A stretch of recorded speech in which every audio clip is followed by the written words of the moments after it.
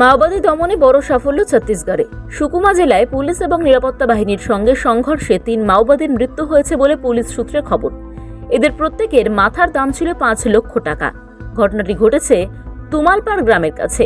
Sukumar police super কিরণ চৌবান বিষয়টি জানিয়েছেন। সংঘর্ষস্থল থেকে একটি ৩০৩ রাইফেল এবং বিজিএল লঞ্চার সহ প্রচুর অস্ত্র ও গোলাবারুদ উদ্ধার করা হয়েছে।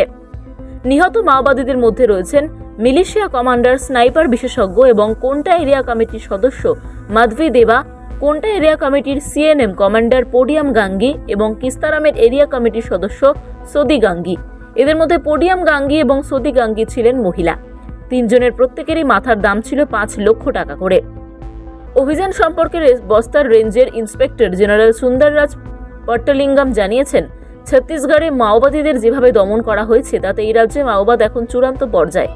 তিনি আরও বলেন, এই মাওবাদী সংগঠন এই রাজ্যে এখন উল্লেখযোগ্যভাবে দুর্বল হয়ে পড়েছে।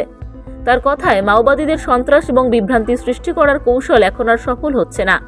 পুলিশ এবং নিরাপত্তা বাহিনীর যৌথ অভিযান দ্রুত মাওবাদীদের অবশিষ্ট গোপন আস্তানাগুলি খুঁজে বের করে ধ্বংস করছে।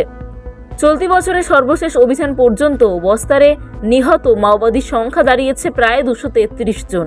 এদের মধ্যে রয়েছেন কেন্দ্রীয় কমিটির সদস্য এবং অন্যান্য গুরুত্বপূর্ণ পদের সদস্যরা। ছত্তিশগড় জুড়ে ২০২৫ সালে সংঘর্ষে ২৬২ জন মাওবাদী নিহত হয়েছেন। এদের মধ্যে রয়েছেন গাড়িয়াবান্ধ জেলার ২৭ জন।